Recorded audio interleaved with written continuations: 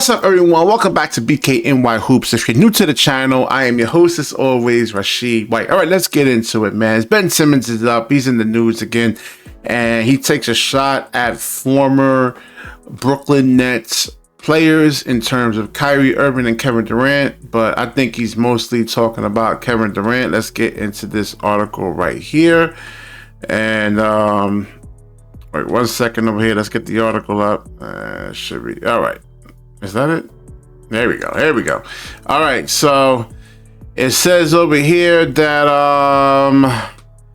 that Ben Simmons, I think I'm just playing with guys who are easy to play with, that just have one goal, and that's to win. I don't think guys have too many individual goals, Simmons said. I think the team is going to come first, and I think the culture that Jacques Vaughn and general manager Sean Marks are building now has been incredible.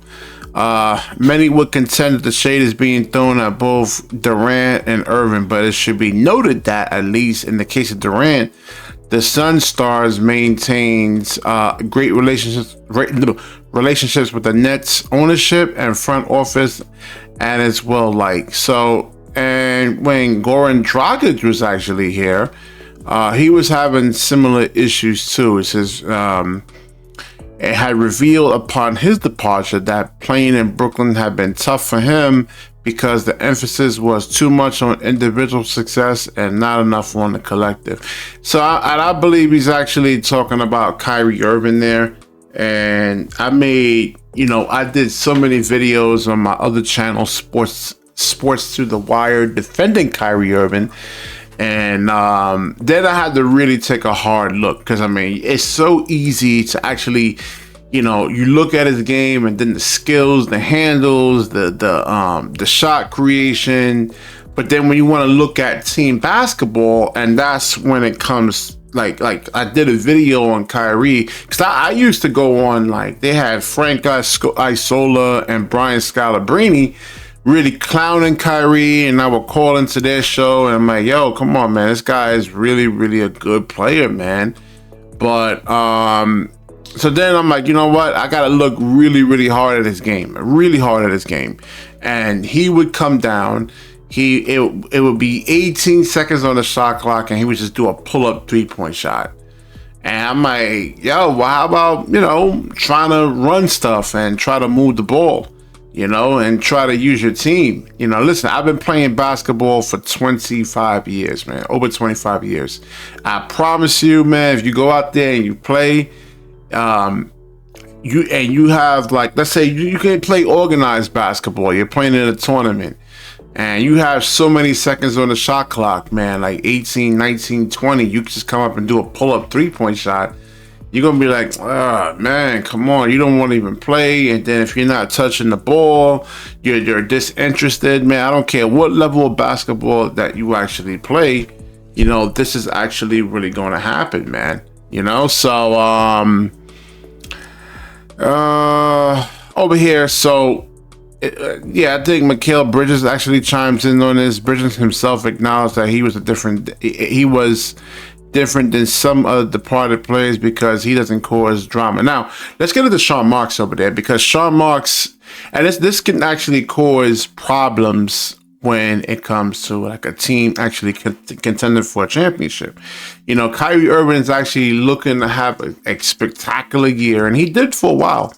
He had a lot of good games. Some led to wins. A lot of them actually led to losses. But Sean Marks got to get this man signed when he was over here. So none of that stuff actually comes into play, because when you look at, like, Kyrie Irving, Ben Simmons, and Kevin Durant, I'm like, man, the offense, they won 20-something games in a row with just being my turn, your turn, in terms of Kevin Durant and Kyrie Irving. So I like the fact that they can actually flip the script, where you can run the offense through Ben Simmons if he was healthy. And I showed multiple videos of him just getting downhill, attracting two players, and then you have to collapse on Ben Simmons. He can put up, 10 to 15 points in a hurry if he's attacking the rim. You saw it in the Philadelphia game. One of the last game he played in Philadelphia, he just came down, he scored 10 straight points. No double teams or anything like that. So you have Kyrie Irving and Kevin Durant just wide open for actual threes, you know? And it will make life so much easier for those guys and make the Brooklyn Nets almost impossible to stop. Thus, actually, really kind of lead into a championship, man. You know, so but I was looking. I mean, you know, Ben Simmons will bring the ball down and give it to Kyrie Irving. The ball didn't come back. You know, so like I said, y'all go out there. You know, you go play some basketball, and there's a bunch of guys out there like a Kobe Bryant, like a Kyrie Irving, and they're like the black hole of basketball. And you're not gonna be into it. You're just not going to, man. Guys want to touch the basketball too, man. They're not out there just for the hell of it, man. You know, they want to touch the ball too. So, yeah. So this is like definitely an indictment on Sean Marks over here, man. And I understand why he didn't want to sign, you know, Kyrie Irving. He's undersized. You know, he gets targeted on defense right there. Can't play really good defense. Like I said, shot selection, the type of shots that he actually really makes. Yeah, so, but yeah, I mean, getting more into the article, he says that he's going to actually have a great year. And this is, I mean, you know, team basketball trumps, heavy isolation basketball, man. It really does for the most part. And like I said, there's needs for Kyrie Irving's skill set in terms of actually when you run stuff and things break down. Hey, you have 7 seconds on a shot clock. Get the ball to Kyrie Irving, and he can make something happen, or KD can actually make something happen. But when you have 18 seconds on a shot clock, you know, it's just best that you actually really just use your team there and try to win. And guys are definitely more, especially like the big guys, are definitely more engaged on the defensive end, you know. So all right, so you know, Brooklyn Nets, like I said, you know, guys want to be there, and I think the Brooklyn Nets, like I said it before, they're going to be going to the championship. Well, what's this over here? Amazing. I think this is the first summer where I've really had to just get healthy and get back on track to where I need to be. I'm super excited to be in Brooklyn, obviously, and then, you know, we got a great team, great coach, and Jack Vaughn. So I'm excited. I think this year is going to be a completely different year to the past couple. So I'm excited. I know you've been through a lot of changes with the Nets. Right. You were dealing with the injuries. So what was the most challenging part the last couple of years since it's just in Brooklyn?